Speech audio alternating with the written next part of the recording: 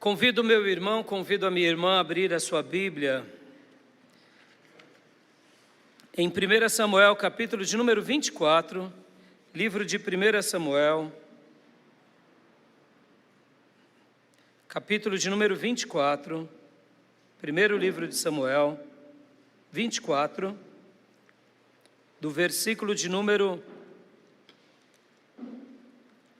1 em diante. Glória a Deus. No início das minhas férias, o Senhor me deu essa palavra e eu venho ruminando ela desde então.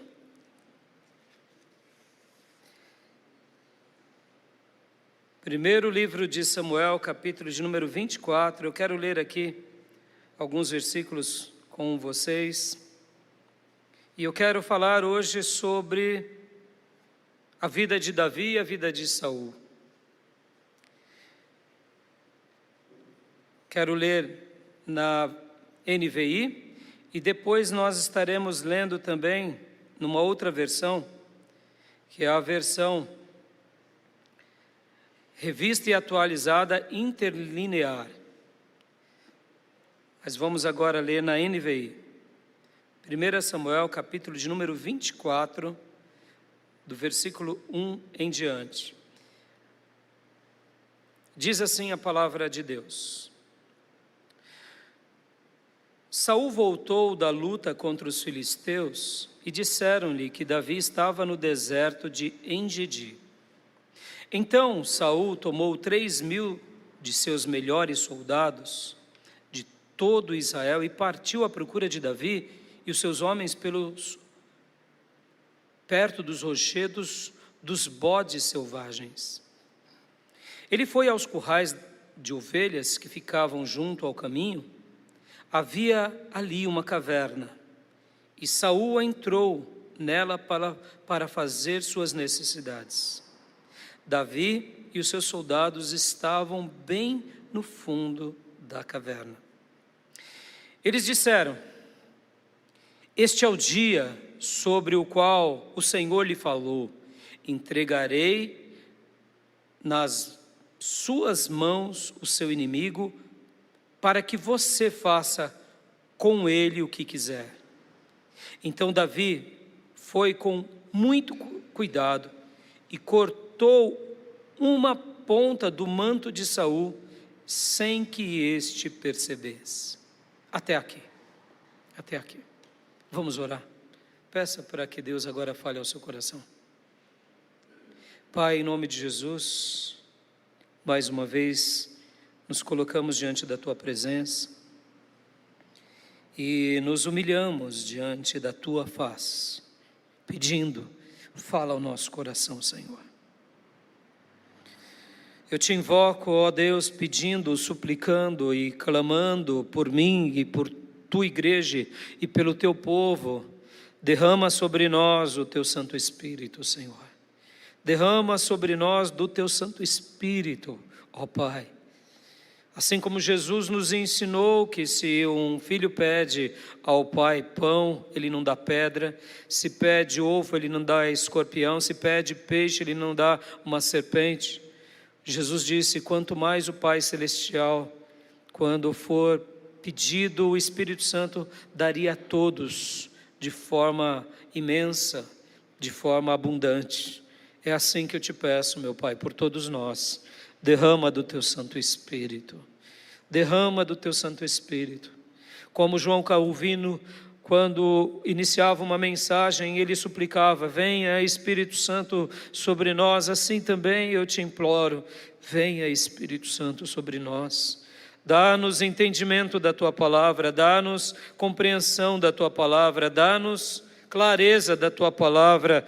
Faça com que a nossa mente possa ser tocada agora, o nosso coração, os nossos sentidos, e que o Teu fogo santo queime sobre nós. E que assim, Pai, a gente compreenda o Teu querer, compreenda a Tua revelação, sejamos iluminados nessa revelação e a gente cresça, Pai, como foi Davi, nessa situação em que era caótica, em que era desesperadora, mas foi um momento de glória, foi um momento de triunfo, foi um momento de grandeza. Quantos são os momentos assim na nossa vida, papai? Que a gente se vê impossibilitado, que a gente se vê fraco, que a gente se vê aparentemente derrotado e até se acha derrotado. Mas no teu coração o Senhor está vendo que não é derrota. No teu coração é a escola de Deus em nós. Então eu te peço, de uma forma poderosa, de uma forma, ó Deus suprema, com a tua santa pedagogia, aplica essa palavra no nosso coração e dá-nos do teu entendimento, em nome de Jesus. Amém. Amém, meus irmãos. Essa passagem, queridos irmãos, é Davi poupando a vida de Saul. O rei Saul, com muita inveja de Davi, vendo Davi triunfar como soldado, como capitão, quando as mulheres cantavam, Saul matou milhares e Davi dezenas de milhares, Saul começa a ver a Davi como um opositor. E mesmo Saul agora Davi fazendo parte da família de Saul, porque Davi casa-se com Mical, filha de Saul, Saul tenta matar Davi. E aqui uma perseguição imensa começa. O único aliado de Davi foi Jonatas. E Jonatas se torna aliado de Davi. Mas Davi não tem outra coisa a fazer a não ser fugir. E ele foge. Foge sozinho. E depois um grupo de homens simples, em dificuldade, em provação, se unem a Davi. E ali começa então um novo grupo errante, fugitivo, fugindo, e Saul com o seu reino perseguindo esse grupo, em especial Davi. Claro, se encontrasse Davi, mataria Davi e todos aqueles que estavam ao lado de Davi. E Davi, irmãos, como um rato, foge, entrando nos lugares mais variados, passando as dificuldades mais horríveis. Ele chega aí entre os filisteus para pedir abrigo. Imagina que situação. Davi vai pedir abrigo para os filisteus e os filisteus dizem, mas não era esse daí que nos atacava? Não foi esse quem venceu Golias? Como você pode defender um homem como esse? E foi naquele episódio que Davi se disfarça de louco e começa a riscar na porta da cidade e babar na barba. Aí o rei, quando vê Saul dessa forma, fala, já não me basta os loucos aqui na minha cidade, ainda vocês me trazem ele agora insano? Não, deixa aí. Davi foge rapidamente. Possivelmente o texto bíblico não diz. Entre os filisteus deviam ter vários loucos. Então Davi, quando ele foi apresentado diante dos governantes filisteus, ele se lembrou, e agora o que eu faço? Eles vão me matar agora. E aí ele dissimula aquilo para sobreviver. E então, logo quando ele se vê livre, ele foge e aí essa é a vida dele. Ele está fugindo, irmãos, por semanas, por meses, quem sabe por anos. Fugindo. E o rei Saul, lembrem-se disso, irmãos, nesse episódio, Saul estava com todo o seu poder, o exército muito bem estabelecido, os guerreiros. Deixa eu dar um detalhe aqui histórico para vocês. Saul era da tribo de Benjamim, a tribo de Benjamim era a tribo de elite de guerra. A outra tribo de guerra de Israel era a tribo de Judá, que era a tribo de Davi. E Davi, enquanto estava ali trabalhando com Saul, fortaleceu o quê? Fortaleceu o exército, porque eram as duas tribos principais agora em alta performance de guerra. Olha que interessante. Então tinha a tribo de elite, que era a tribo de Benjamim, e tinha agora a tribo de Judá. E Davi comandando com seus irmãos o pelotão de guerra. Só que agora Davi foge, Davi se une a pessoas simples, e agora fica esse exército forte, capturando quem? Davi. Imagina. Foi esse o quadro, é esse o quadro que ele está se encontrando nesse episódio. E aqui acontece algo fantástico. O título da minha mensagem vai ser um pouco diferente. Hoje foi de propósito.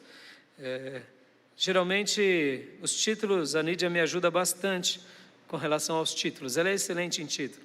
Eu costumo dizer para ela que os meus títulos não são bons como os títulos dela. Mas hoje o título da minha mensagem é um pouco diferente, é Nas Faldas das Penhas. Nas Faldas das Penhas. E eu vou explicar. Na versão, como eu disse para vocês, interlinear, ou naquela outra versão, pode ser na corrigida fiel, nós vamos ver esse mesmo texto, e eu quero ler aqui o versículo 1, 2 e 3 com vocês na interlinear, que diz assim: Tendo Saul voltado de perseguir os filisteus, foi-lhe dito: Eis que Davi está no deserto de En-Gedi. Tomou então Saul 3.000 homens escolhidos dentre todo Israel e foi ao encalço de Davi e dos seus homens nas faldas das penhas das cabras monteses. Chegou a uns currais de ovelhas no caminho, onde havia uma caverna. Entrou nela Saul a aliviar o ventre. Ora, Davi e os seus homens estavam assentados no mais interior da mesma. Até aqui.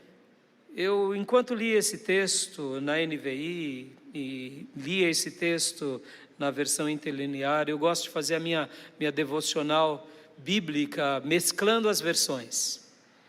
Eu notei aqui essa expressão, nas faldas das penhas montesas.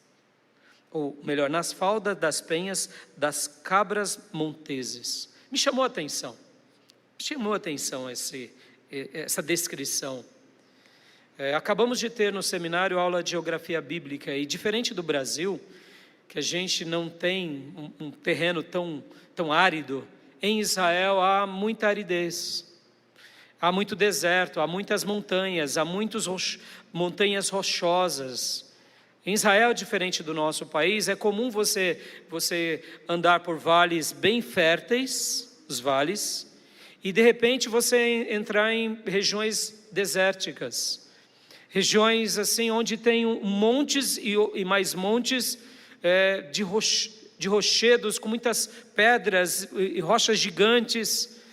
E você talvez que goste um pouco de filmes antigos ou filmes do Egito, você vai lembrar, aquele cenário do Egito é bem típico mesmo aqui na região de Israel.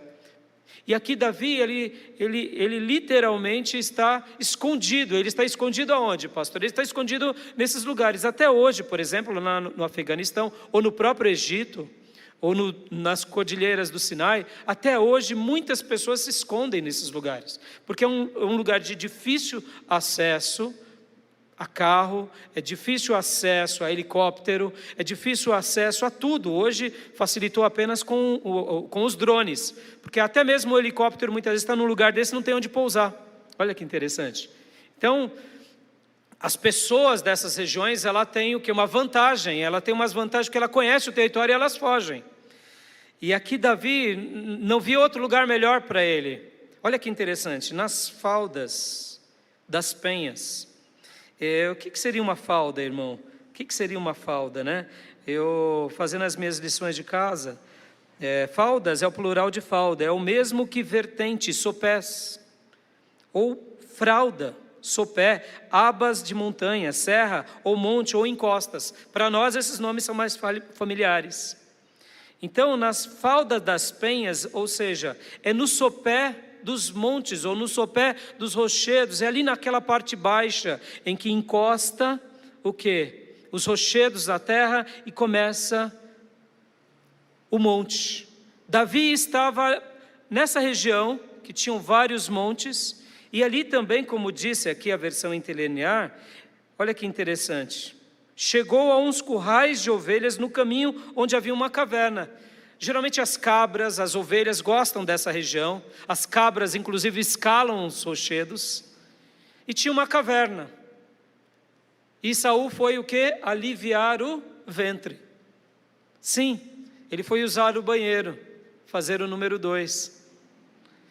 Percebam que o começo do texto diz que 300 homens selecionados de Israel estavam com Saul para capturar Davi.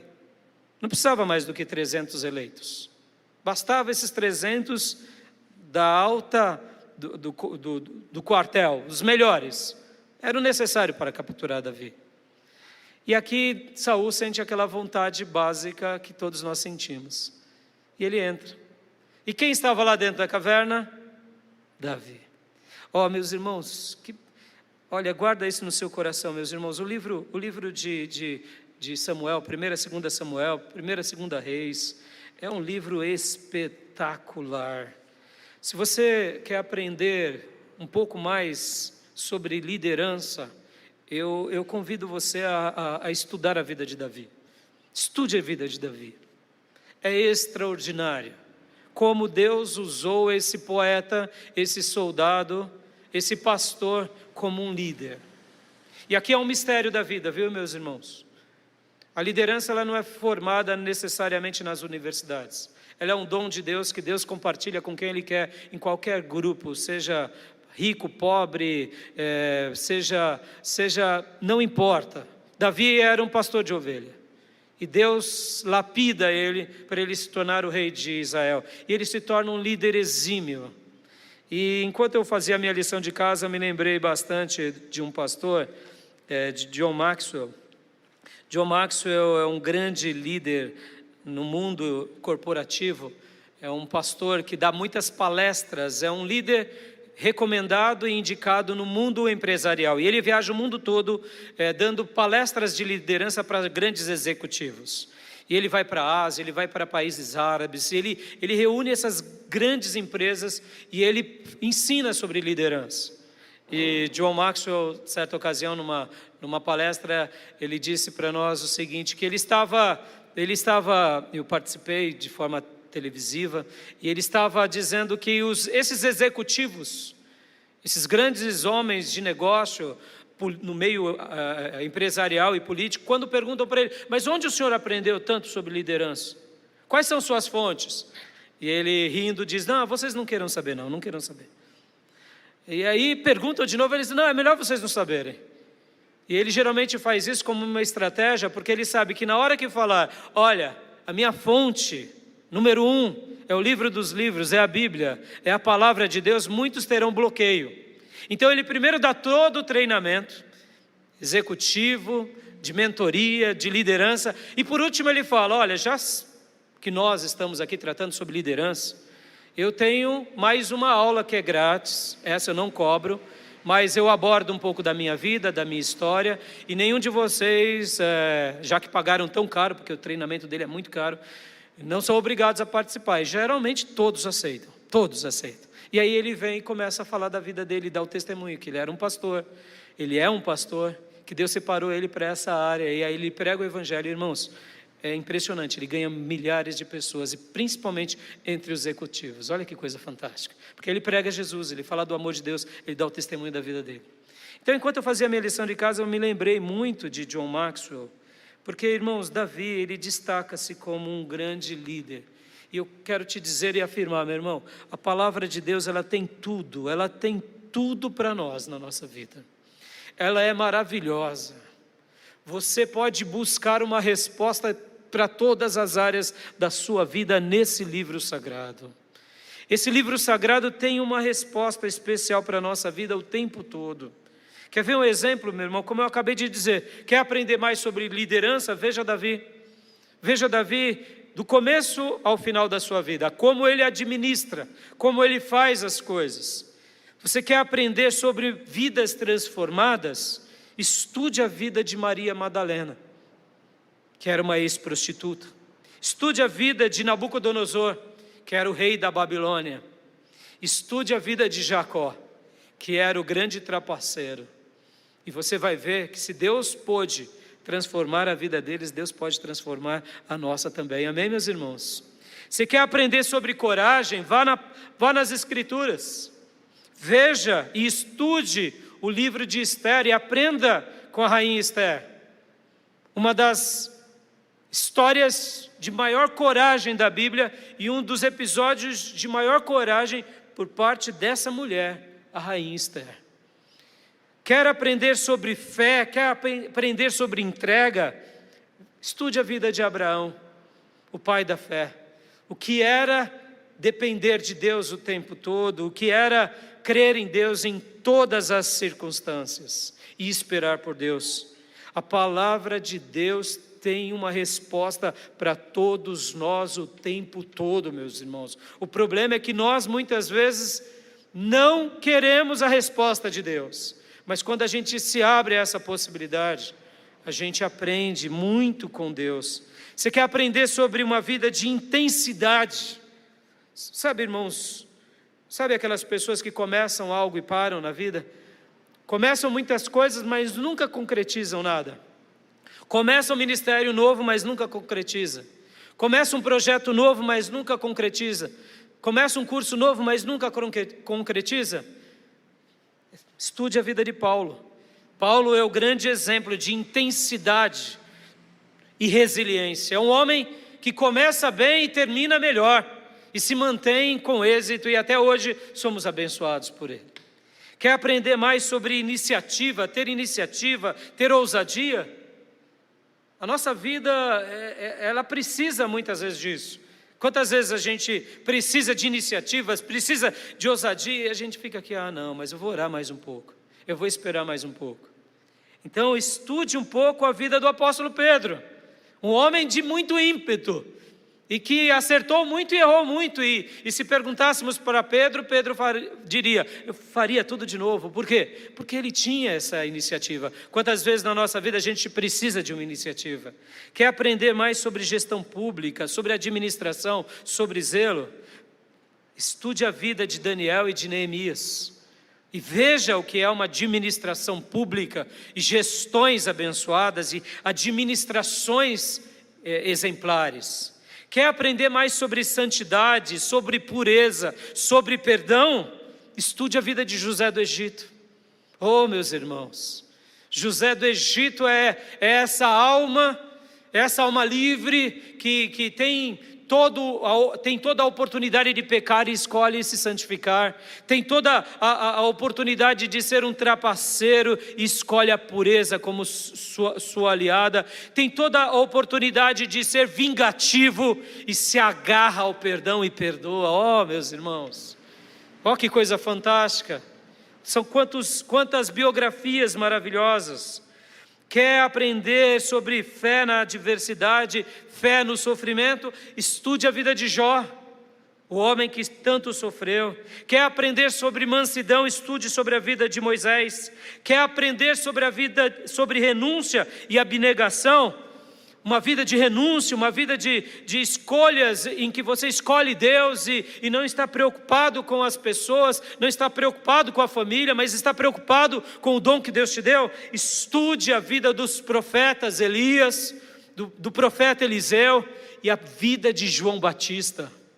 Renúncia, algo tão em desuso nos nossos dias, mas eles não. Quer aprender mais sobre sabedoria?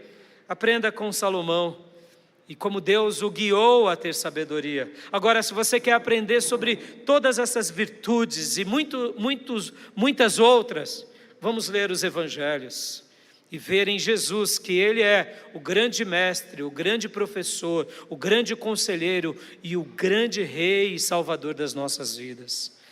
Mas voltando aqui, eu falava de Davi, da liderança. O que eu vejo aqui nesse texto, meus irmãos, uma coisa fantástica. O que eu vejo aqui? Que tudo na vida de um servo de Deus, em primeiro lugar, tudo é revelado, nada fica encoberto. Você crê nisso, meu irmão? Crê mesmo de coração? Tudo em Deus é revelado, nada fica encoberto, inclusive o nosso próprio coração para nós mesmos. Sabia que a gente tem dificuldade de admissão? Tem hora que é uma dificuldade pelo orgulho, e tem hora que é uma dificuldade porque a gente não consegue ver o nosso orgulho. Sim. Tem hora que é o orgulho falando consciente, não quero saber porque o que você diz ou pensa não me importa, e eu sou indiferente ao que você acha, e não ligo para o que você acha, nem para nada de ninguém. Então é o orgulho falando. Aí nesse caso, quem vai ensinar essa pessoa é Deus, porque Deus abate o soberbo e exalta o humilde. Mas tem vezes que a gente tem dificuldade por causa da nossa criação. Nós não crescemos no ambiente corretivo, crescemos no ambiente afirmativo. E o ambiente afirmativo nunca corrige de forma agressiva, sempre corrige pelas beiradas. Sabe mineiro? Sabe mineiro? Que demora 1 hora para falar tal coisa, vai comendo pelas beiradas. Vai, né? É logo ali. E ele vê que o filho está indo para o mau caminho, ele vai pelas beiradas. É uma estratégia de mineiro, funciona. Talvez você seja de uma outra família, sua família é mais diretiva, mais corretiva. Podem ver que os europeus são assim. O europeu, de uma forma geral, ele é mais corretivo, ele é mais analítico. O ocidental, ele é mais reflexivo. Ele não liga para a emoção, ele liga para o que é correto. O oriental, de uma forma geral, ele discerne pelo que é correto, ele tira o sentimento. É raro você ver um japonês chorando, é muito raro. Eu tive o prazer e o privilégio de fazer o casamento de um amigo lá do Asias Nikkei, da filha dele e do genro dele, então tinham muitos japoneses. E eu dei o meu sermão, fiz a minha celebração, e eu me lembro que um deles depois disse assim: ô pastor, vou te falar, hein, não é mole não, hein, eu não consegui segurar as lágrimas. Aí eu dei risada, eu não consegui ver as lágrimas, eu não conseguia, pelo menos eu senti o semblante de emoção de muitos, mas as lágrimas não. Já nós latinos, pelo amor de Deus, nós falamos uma história e é difícil de ver todo mundo chorando. Os barbudos, os homens, as mulheres, as crianças, soluçando, né? Os ocidentais, os orientais não são assim. Os europeus, na sua grande maioria, não são assim. Então, talvez a sua família seja uma família corretiva, ou melhor, seja uma família que coma pelas beiradas, afirmativa. E você tenha dificuldade de correção. E nesse meu primeiro ponto, eu quero guardar isso no teu coração, meu irmão. Tudo em Deus, na nossa vida, é revelado, nada fica encoberto. Você crê nisso mesmo, meus irmãos? Eu quero agora, nesse primeiro ponto, até fazer uma oração, fazer algo diferente aqui. Fazer uma oração por nós, por mim e por você. Sabe, para que Deus nos ensine a se autoavaliar.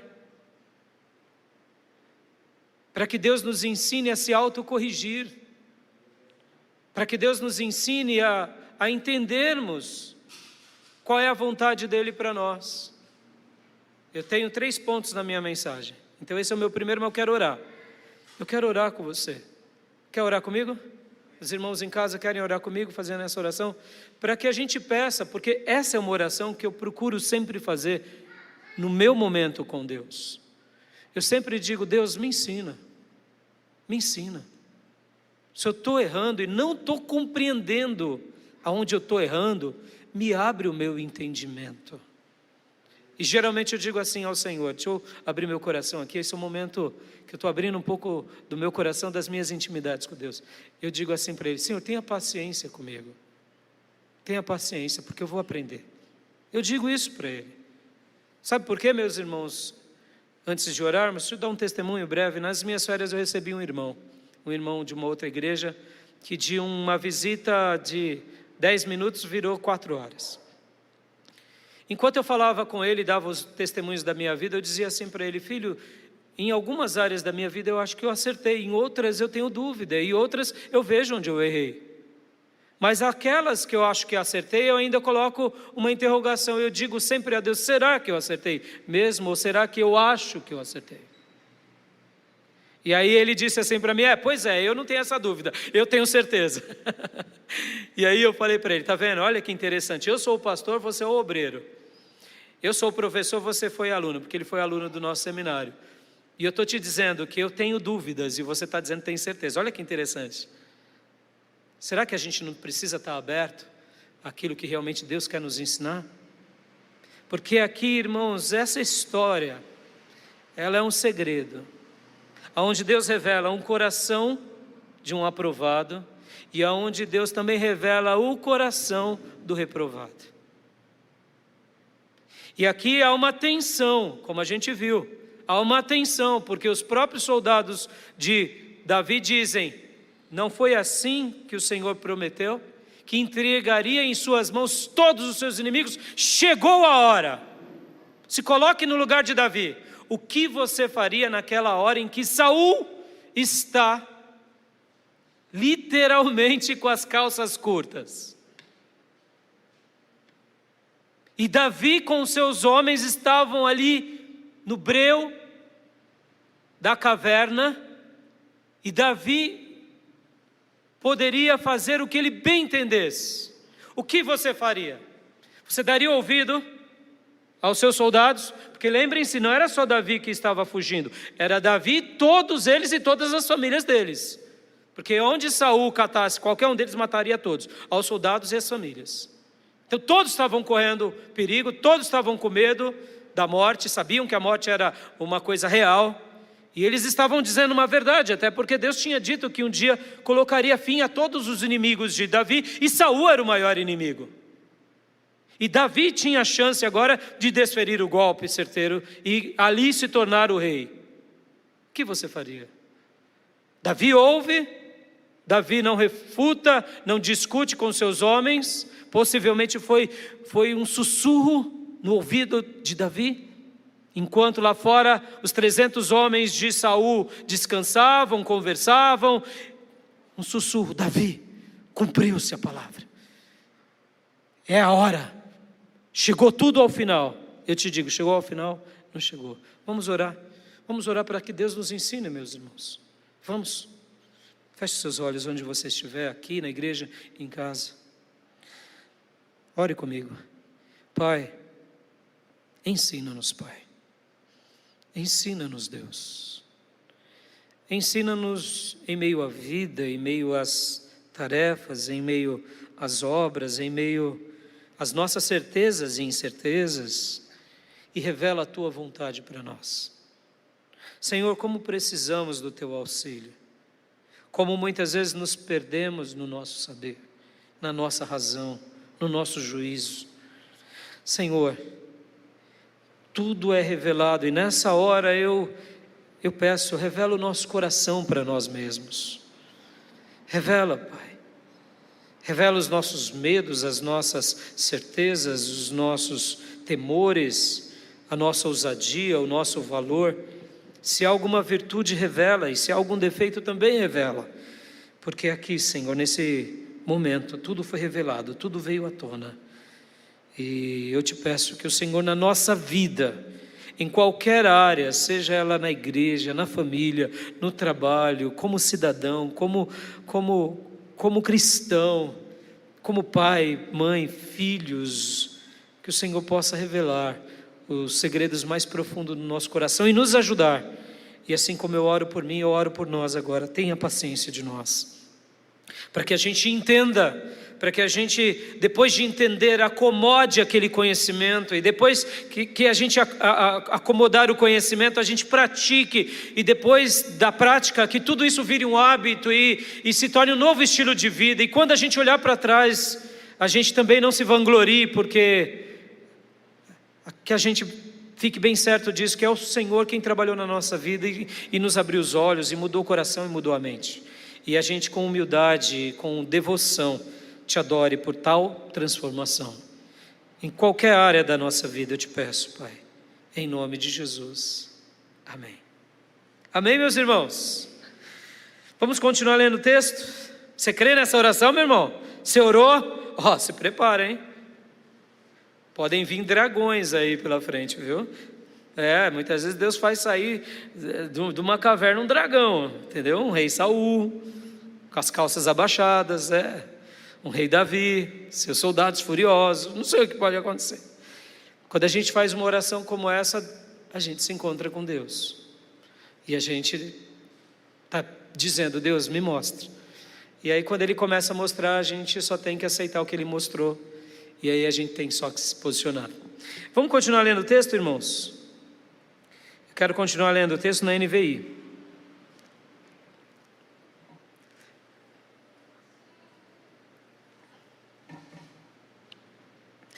Vamos ler aqui No versículo 5, logo depois do pedido dos seus soldados, dizendo: olha, esse é o dia, Davi, esse é o dia. E Davi vai ali e corta a ponta do manto de Saul. Deixa eu dizer uma coisa aqui para vocês: o manto real era uma coisa muito importante, então ninguém poderia cortar o manto real. A orla da veste de um sacerdote era muito importante. Podem ver que Jesus, nos seus dias, as pessoas só queriam tocar na orla do seu manto para serem curados, porque era um sinal de autoridade. Então, ao Davi fazer isso aqui, ele estava, diante daqueles dias, cometendo um crime. Mas na realidade, na minha visão, ele não cometeu um crime. Ele estava revelando o seu verdadeiro caráter do grande criminoso. Porque aqui Davi não poderia, por exemplo, pegar a espada de Saul. Saul sentiria falta da espada. Davi aqui não poderia pegar mais nada de Saul, o escudo, ou quem sabe outra coisa. Saul possivelmente desconfiaria. Então ele teve que causar deixar uma marca, mas uma marca indolor, mas ao mesmo tempo uma marca de autoridade, mostrando: olha, eu pude, mas não fiz. Então, na minha perspectiva, não foi desrespeito, foi mostrando quem de fato o desrespeitava. E aqui no versículo 5 diz: mas Davi sentiu bater-lhe o coração de remorso, por ele ter cortado uma ponta do manto de Saul. Olha que interessante, ele corta um pedaço. Ele sabia que Saul é o ungido errante, mas ele é o rei ainda, até o dia que Deus me pôr lá. Ele comete um ato e ele fica com o coração apertado. Somente por ele ter feito isso, ele sente o coração dele bater mais forte. Eu não poderia ter feito isso. Versículo 6: então disse a seus soldados: que o Senhor me livre de fazer tal coisa a meu senhor, de erguer a mão contra ele, pois é o ungido do Senhor. Oh, meus irmãos, que coisa extraordinária. Possivelmente quando ele fala isso aos seus soldados, os seus soldados aqui, Saul já tinha saído da caverna, e ele já estava com um pedaço do manto e da orla da roupa real de Saul. E aí ele diz para os seus soldados: olha, que Deus me livre de fazer qualquer coisa, porque ele ainda é ungido de Deus, e contra o ungido de Deus, quem cuida é Deus. E os seus soldados, eu deduzo, não compreenderam nada. Eles deviam pensar: esse ungido Davi é louco. Meu irmão, deixa eu dizer uma coisa e te ensinar uma coisa aqui. As pessoas não precisam compreender você, basta você fazer aquilo que realmente Deus quer na tua vida. Basta você ter uma consciência tranquila, segura, e cumprir com o que Deus tem. Podem ver que aqui Davi poderia ter até soldados que fossem contra essa palavra. Soldados que dissessem: olha, Davi, é o seguinte, eu estou te seguindo, e agora você tem a chance e não faz, desculpa, eu vou lá matar. Poderia. Davi deixa de cumprir com uma coisa e assume uma outra coisa. Mas Davi era resolvido, irmãos. Davi sabia em quem ele tinha crido. E quem segue a Deus de todo o coração descansa em Deus. E aqui no versículo 7, continuando: com essas palavras Davi repreendeu os soldados e não permitiu que atacassem Saul. Vejam. E este saiu da caverna e seguiu seu caminho. Notem, Davi segura: não vão. Eu não fui, não vão. Fiquem. O que você faria no lugar de Davi? Tudo é revelado, meus irmãos, tudo é revelado. Tudo é revelado na nossa vida o tempo todo. Nada fica encoberto. Versículo 8: então Davi saiu da caverna e gritou para Saul. Porque agora que, lembra o que eu falei, que são cheios de montes, cheios de vales. Davi estava num lugar, ele conhecia muito bem, então ele sai da caverna, sobe possivelmente num penhasco, aonde os 300 homens de Saul não tinham como chegar, e sabiam que se tentasse atacá-lo, eles estavam na vantagem. Então Davi agora diz, e grita, no versículo 8, ó rei, meu senhor. Quando Saul olhou para trás, Davi inclinou-se, rosto em terra. E depois disse, por que o rei dá atenção aos que dizem que eu pretendo fazer-lhe mal? Hoje o rei pode ver com seus próprios olhos como o Senhor entregou em minhas mãos na caverna. Alguns insistiram que eu o matasse, mas eu o poupei, pois disse: não erguerei a mão contra o meu Senhor, pois ele é o ungido do Senhor. Olha, meu pai, olha para esse pedaço de teu manto em minha mão. Cortei a ponta do teu manto, mas não o matei. Agora entende e reconhece que não sou culpado de fazer o mal ou de rebelar-me. Não lhe fiz mal algum, embora estejas à minha procura para tirar minha vida. O Senhor julgue entre mim e ti. Vingue ele os males que tens feito contra mim, mas não levantarei a mão contra ti. Como diz o provérbio antigo, dos ímpios vêm coisas ímpias. Por isso, não levantarei a minha mão contra ti. Contra quem saiu o rei de Israel? A quem está perseguindo? A um cão morto, uma pulga? O Senhor seja o juiz e nos julgue. Considere ele minha causa e a sustente. Que ele me julgue, livrando-me de tuas mãos. Até aqui. Olha que Saul ouve da parte de Davi, irmãos. Davi olha para ele e grita para ele e para os soldados, dizendo: olha, rei, olha o manto aí, eu estou segurando aqui um pedaço, confirma aí se não está faltando esse pedaço.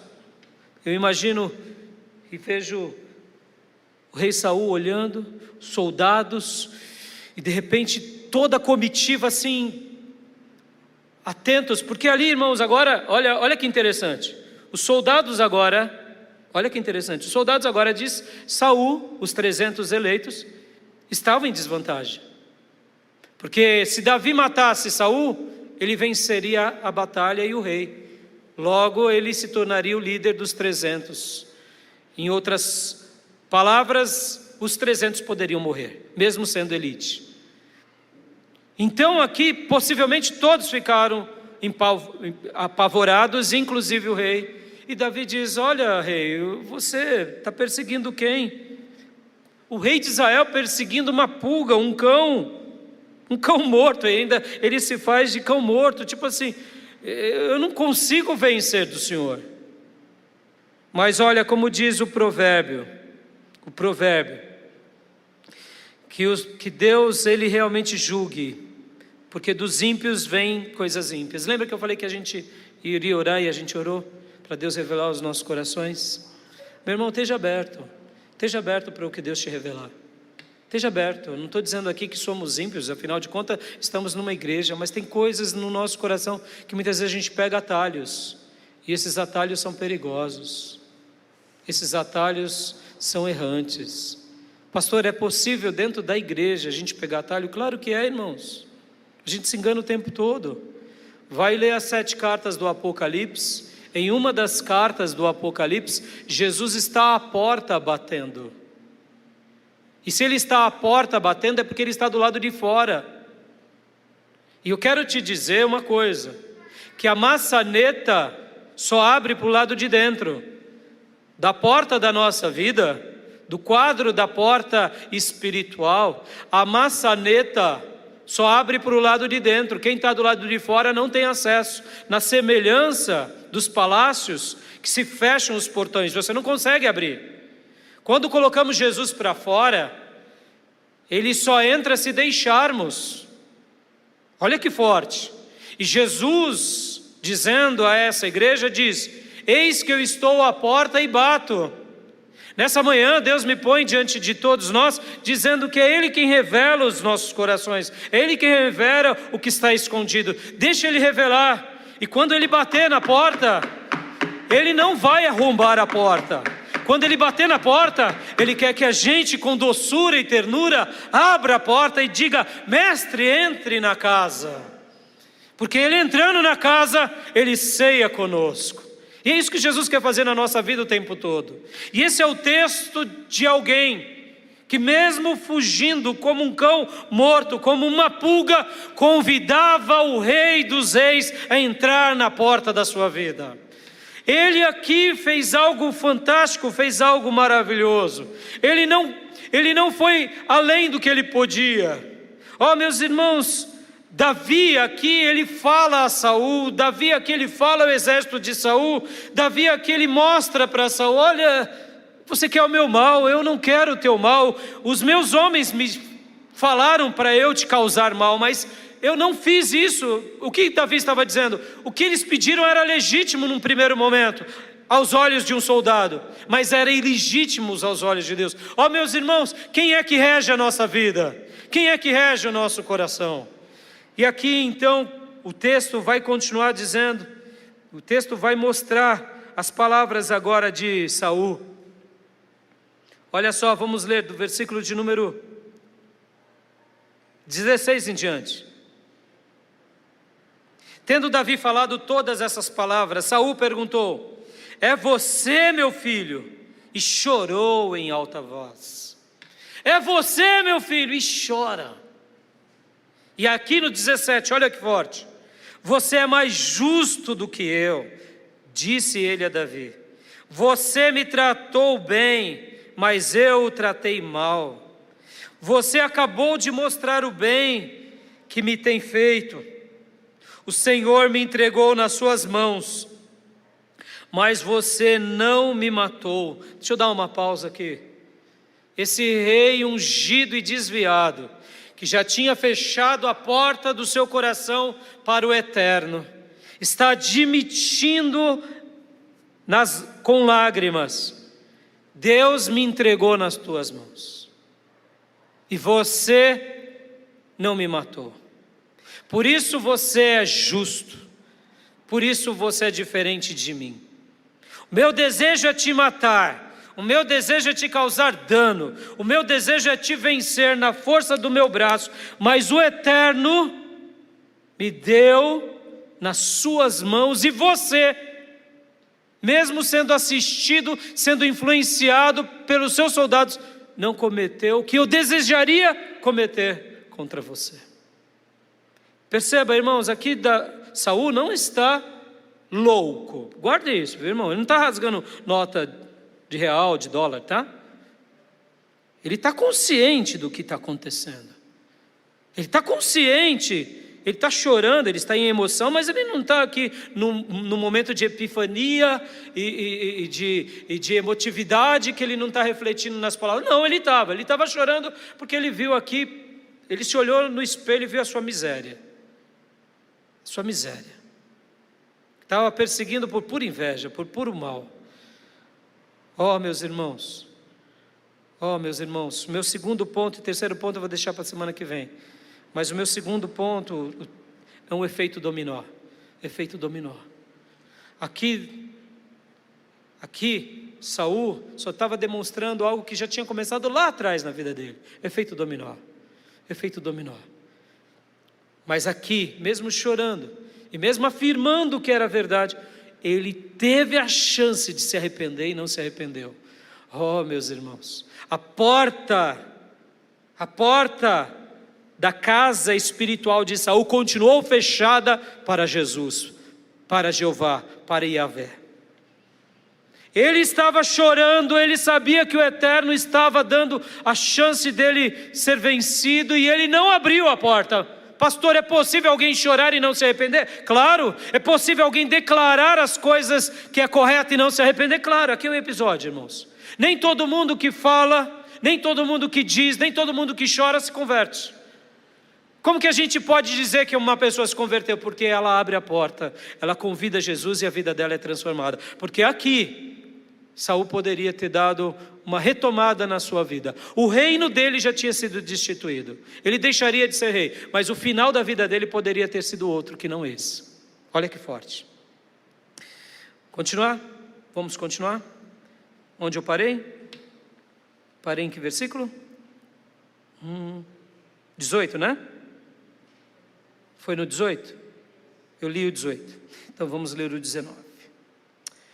Quando o homem encontra um inimigo, o deixa ir sem fazer-lhe mal? O Senhor o recompense com o bem, pelo modo como você me tratou hoje. Pode falar, olha que desviado maluco, irmãos. Aqui quando eu falo maluco não é gagá, viu? Que ele ficava, né? Ele ainda diz, que Deus te recompense, porque, tipo assim, eu nunca vi um negócio desse. Que Deus te pague bem, porque o que eu quero é te matar, né? Que loucura.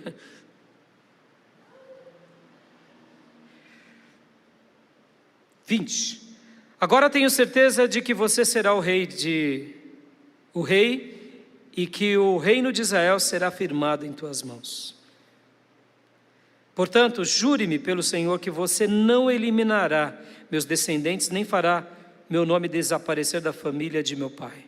Até aqui, olha que interessante. Ele diz que Deus te recompense e que você vai ser rei. Não tem como. Um homem desse calibre tem que ser rei. Eu não, mas ele não se arrepende. Guarda isso no seu coração, meu irmão. Discirna entre remorso e arrependimento. Remorso não tem nada a ver com arrependimento. Nada a ver. Uma pessoa, ela é presa, ela está na cadeia e ela diz, como eu me arrependo de ter roubado ou de ter matado. Será que ela está se arrependendo ou será que ela está com remorso? Diferente. O arrependimento, segundo Deus, gera salvação. E o arrependimento, segundo o mundo, diz Paulo, gera morte. O remorso, segundo o mundo, gera morte, porque não tem efeito de salvação. Quando uma pessoa rouba e ele é envergonhado pelo roubo, muitas vezes ele pratica um ato, quem sabe de suicídio, ou quem sabe de uma aparente mudança, mas é remorso. Como a gente sabe disso? O fruto, irmão, o fruto. Uma pessoa que causa dano a outra e realmente se arrepende, ela muda de vida. Uma pessoa que causa dano a outra e agora todos ficam sabendo do mal e vem a público e ele está ali constrangido, muitas vezes ele diz que se arrepende, mas é remorso. Porque se ninguém nunca tivesse descoberto todas as picaretagens, ele não teria do que se arrepender. O arrependimento nasce no coração. Saul aqui estava dizendo, olha, você é rei, e o seu reino vai ser firmado, como rei justo. E, bom, me promete uma coisa, quando você se tornar rei, você não vai eliminar os meus descendentes? Porque aqui era uma luta, né? Pensa, uma família real, agora com uma nova família real. O que você faz para eliminar a concorrência? Você tem que vencer e dominar e, de fato, extirpar aquela linhagem. É assim que funciona no mundo antigo, irmãos. Um reino que prevalece sobre o outro, não só captura, mas elimina. Para que não tenha a linhagem, o sangue real, ainda tentando disputar frente com aquele rei. Pode ver que nos filmes e nos clássicos a gente vê filhos bastardos, que são filhos do rei e de outras mulheres, mas tem sangue real, ou seja, ainda há uma chance de uma revolta. Aqui Davi, irmãos, mais uma vez se mostra como um homem de grandeza, e no versículo 22 ele conclui, então Davi fez seu juramento a Saul, e este voltou para casa, mas Davi e os seus soldados foram para a fortaleza. Olha que interessante, aqui Saul volta para casa, Davi faz o juramento, rei, fique tranquilo, eu vou conviver em paz com a sua descendência, porque a sua descendência, quem vai dar a cabo ou quem vai dar êxito é Deus, não sou eu. Eu sou um novo ungido de Deus, mas eu não sou juiz. Eu sou aquele que Deus separou das ovelhas para se tornar pastor, mas eu não sou o dono. O Senhor Deus é o dono. Rei, fique em paz. Se eu não quis hoje te matar, eu não vou matar os teus. Saul volta para a casa dele, para o palácio dele, e Davi também respira. Mas talvez você diga assim, mas e aí, pastor, Saul parou? Parou nada. Um rei desviado. Capítulo 26 conta uma história parecida com essa. Mais uma vez, Saul está ali no encalço, está prestes a capturar Davi, E Davi então está no momento, está prestes a ser capturado no capítulo 26, você lê em casa. E aqui Davi, juntamente com um dos seus soldados, vão até o acampamento de Saul mais uma vez, numa noite. A Bíblia diz que um grande sono da parte do Senhor veio sobre Saul e sobre todo o exército de Saul. E Davi entra com um soldado, e Davi chega perto da cama de Saul, e pega 2 objetos do rei, e foge, e volta, mais uma vez. E acontece algo bem parecido com esse daqui.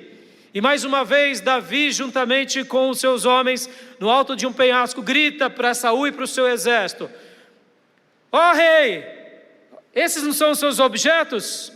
Onde estão os seus generais? E os generais ficam desesperados, porque Davi, irmãos, ele tem ali naquele momento, eu diria no capítulo 26, um ato inusitado. Ele está prestes a ser capturado, então ele teve essa ideia de fazer isso, e ele fez e teve êxito, porque Deus era com Davi, meus irmãos. E mais uma vez a Bíblia vai contar que Saul chora, que Saul se pranteia, que Saul fala coisas boas de Davi, tudo é revelado, mas Saul não se converte.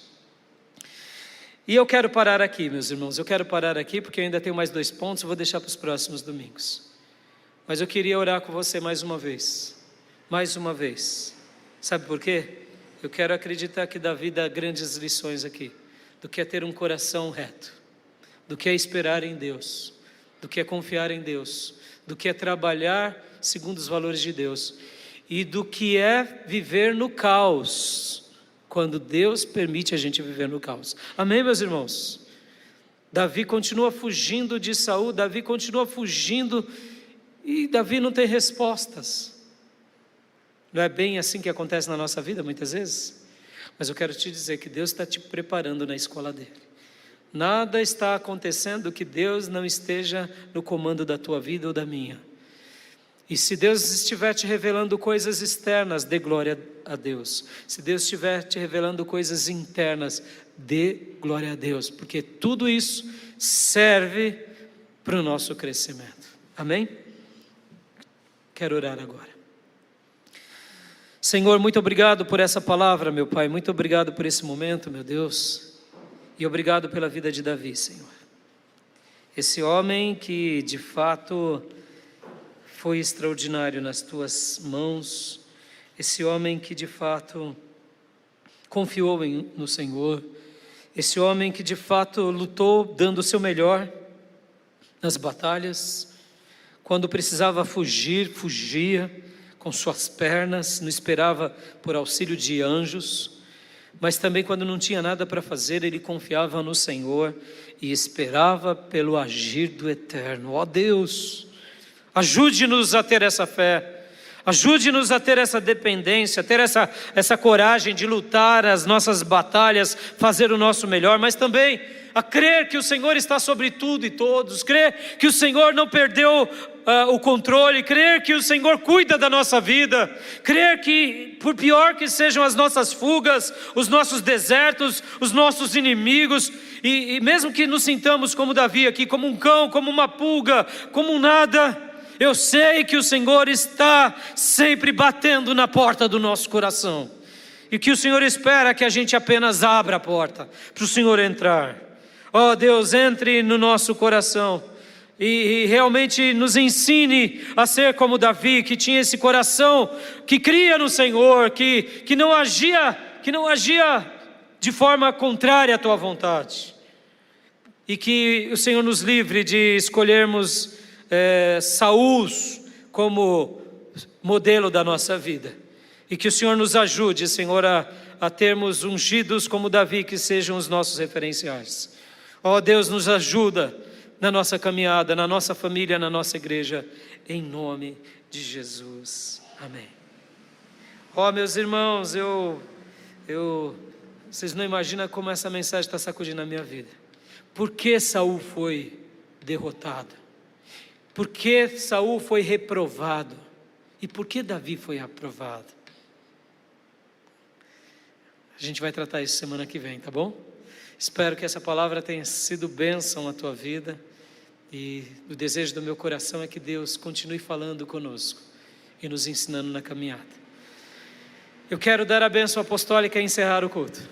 Gostei demais do modelo que os irmãos fizeram aqui nas férias e a gente vai fazer também. E vamos estar aprendendo com todos. Estenda suas mãos. Que a graça do Senhor Jesus, que o amor de Deus Pai e as eternas consolações do Espírito Santo de Deus estejam sobre todos nós, agora e para sempre.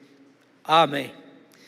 Que Deus te abençoe, meu irmão. Que Deus te dê um domingo muito especial, regado de vitória em Cristo. Fica com Deus.